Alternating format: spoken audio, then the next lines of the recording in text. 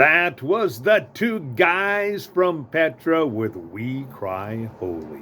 Here on your radio station, AM 930, The Light, Edmonton's Positive Talk. Well, listen to what Ezra has to say in Psalm 119, verse number 79. It says, "Let those who fear you turn to me, and those that have known your testimony." So here is Ezra. He says, Lord, here's my little prayer for you today, or to you today, and that is that, Lord, those who love you, those who respect you, those who honor you and fear you, he says, let them turn to me today.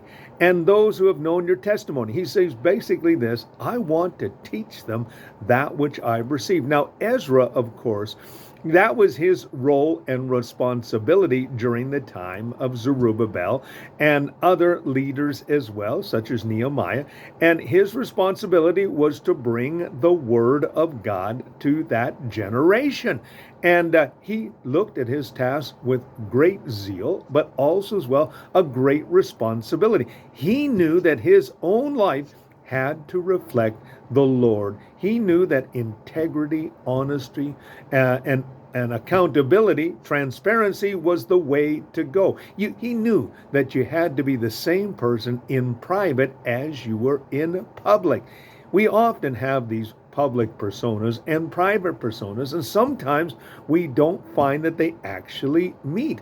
But what we need to do is we need to be the same person in private as we are in public. And it all starts with a relationship with God, making sure that you have, of course, an active prayer and devotional life, and also as well a decision that you are going to have the Lord in every aspect of your life. God does not want you to closet your areas and say, okay, Lord, you can have this area, but you can't have this one.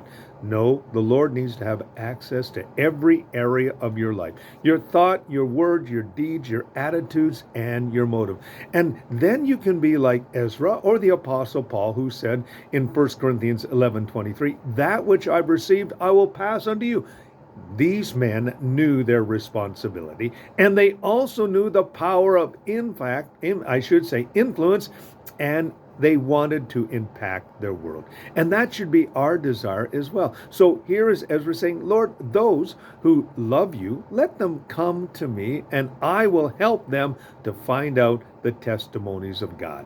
And that's what I do every day here at AM 930 Light. I get to share the Word of God with you and encourage you to serve the Lord and to follow Him with every fiber of your being. Remember, we're to love the Lord our God with all our heart, soul, mind, and strength. And as we allow the love of God to flow into our life situation, we actually get healed of all those things that, have happened to us. And then in turn, we can learn to love those who God brings across our path today.